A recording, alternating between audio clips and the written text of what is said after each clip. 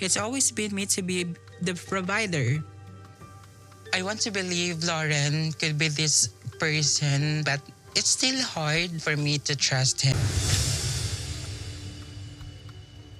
Hello, my lovely, delicious people. Happy Hallows Eve. I am excited for this week. This week has been so full of drama. So full of drama. I just cannot. So we're gonna be catching up with Faith and Loren. As you can tell, or if you can remember, they are on their way to Faith's village. I think is a Leyte. So here Faith was like so excited. She's like, in a natural environment, she's swimming, like she's feeling good and beautiful. She's back home. And, I can just imagine how she feels, like she's in the water, her hair is flowing, which is something she has expressed before. And so they finally get to sit down. And so when they sit down, Faye opens up to Loren that when she was 13 years old, she left village and then went to Manila, and she had to work so she can send some money back home because basically her dad had an heart attack and our mom was like taking care of the twins and our siblings and stuff. And so it was just very hard. And I think at this point, oh my God, my heart broke for her. You can tell like she was just shaking, while in her talking head like interview. I was like, oh my God, my sweet little baby Faith. Oh God, I fell for her.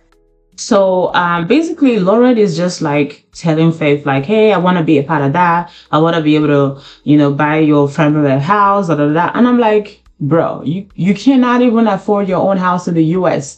Why are we still talking about this? Why would you think you can be able to afford a housing for anybody? You cannot even freaking buy your own breakfast, bro. Make it make sense. Make it make sense. It's not making sense at this time. Okay, so Loren asks Faith like, hey, when we finally get to meet your family, are you still okay? And Faith was like, yeah, sure. I mean, we're here. And then Loren asked Faith like, hey, would you bring up like the STD situation and the fact that I cheated on you? And Faith was like, well, we'll see. I feel like this is like a whole production thing. I don't think Faith is really like that stupid or like still in love with Loren, knowing for a fact that he was not faithful, he's homeless, like he obviously doesn't have any great plans. Well, basically his plan is to come over to Manila and mooch off of you. So hopefully I hope Faith is not like oblivious to these facts. That's what I'm praying. I'm like, this sucks because I feel like Loren is like, right there because it's like, he knows that Faith has been craving companionship, partnership, somebody to like, help her. It's always been her. And so he's like trying to milk that goat. Like, oh, I'm here, I'll be that person that you want me to be. But I just feel like exactly like what Faith says is literally trying to tell her what she wants to hear. So Faith, please be smart. Don't trust this guy. Okay. So next, we're gonna be catching up with Tigerliliy, who is giving away her clothes, basically giving her clothes to Shay because apparently they are not appropriate per Adnan's rules. So I'm like, ma'am, excuse me, if you're giving away clothes, can I give you my address? I can take some of those clothes. Your size does not fit me anyway, but I can sell it on Poshmark and I'll make a huge profit because a lady be wearing a lot of stuff that's really pricey. Like, come on, give me something. I'll do you a huge favor for your marriage. You thank me, okay? I'm not gonna be happy, all right? Okay, all right. So, I don't even think that shoe is appropriate. Did you see that shoe? I don't think that shoe is appropriate. Send it my way, Tigerliliy. I can help you. Okay, I'm here for you. I want to help your marriage. Send it to me. Anyways, apparently, ever since Tigerliliy has gone back to the United States, Adnan has been basically telling her what to wear and like what to do. And I think they got into it when she wanted to go see a chiropractor, and I think he saw a video, like an example of a video on Instagram on kind of like how the chiropractors work your body. And I'm like, this is such a huge problem. I don't get this. I do not get this. Because like, if this is going to be a problem, then this is just like the beginning.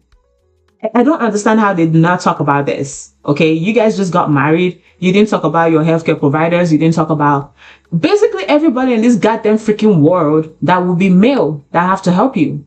Imagine your like Tigerliliy is like literally suffocating, or she's choking, and she needs somebody to like give her CPR or like help her like with the choking hazard or whatever. So you're telling me now that if it's a guy, you choose to die just because you don't want them to touch your wife's body? I don't understand how this was not discussed. This should have been discussed a long time ago. So I feel like Tigerliliy is just disturbing my screen right now. She's just like over there fussing about what Adnan's rules are, and she's getting mad because I think he posted a picture of himself shirtless or something. And I'm like, girl, this is just the beginning. You've not seen anything.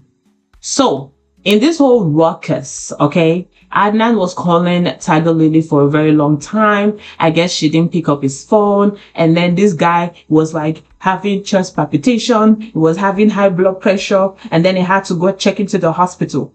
Waste of amenities. Are you kidding me? Okay, obviously this is definitely fake. It's not real.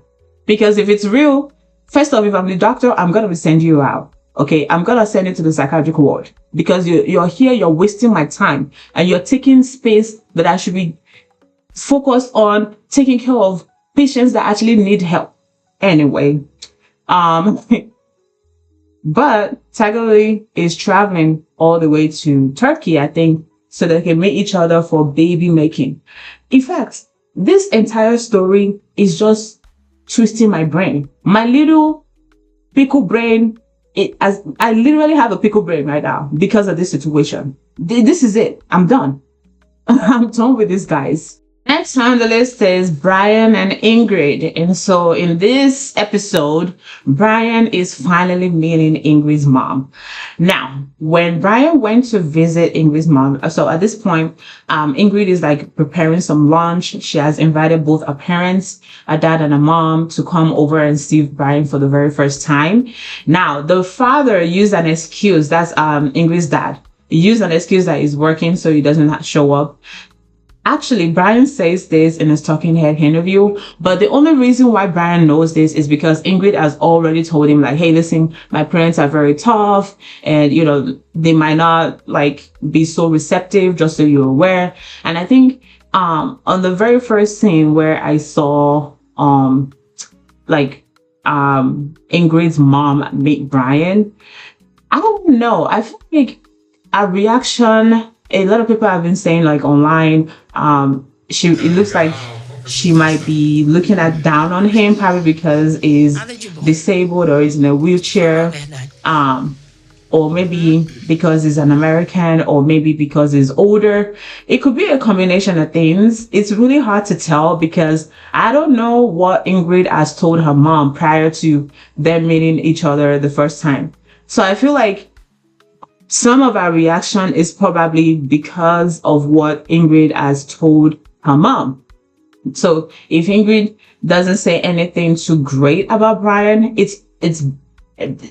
I mean, obviously, like, if that was my daughter and she like introduces me to her boyfriend, and she's like, oh, you know, my boyfriend has been doing this and that and the other, like, I'm gonna put my guards up. Like, you know, I'm not gonna be like so receptive, but at the same time, I still feel like she could have been a little bit more respectful, because her daughter was the one who literally, like, you know, like, invited you, like, hey, come eat lunch with us. I made lunch, you know, get with us, da da da da.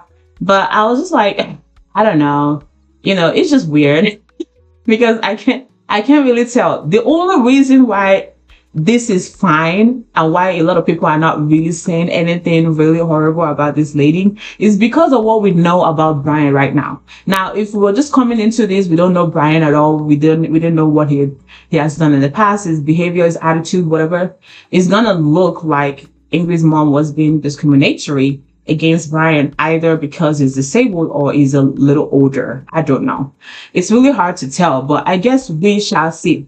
Yeah, so I mean, Ingrid invited the mom multiple times. Hey, can you come join? She was like, oh no. And she literally chooses to like stay in the kitchen and wash dishes. And I was like, wow, she is literally doing everything not to like hang out with him. I'm like, at this point, you should have just acted like your husband, faked a job or something and just go for that job. But I thought it was pretty nice that Brian gave his Ingrid's mom a gift. I think it's like a purse. I don't know what brand that is, but it's very thoughtful. All right, next.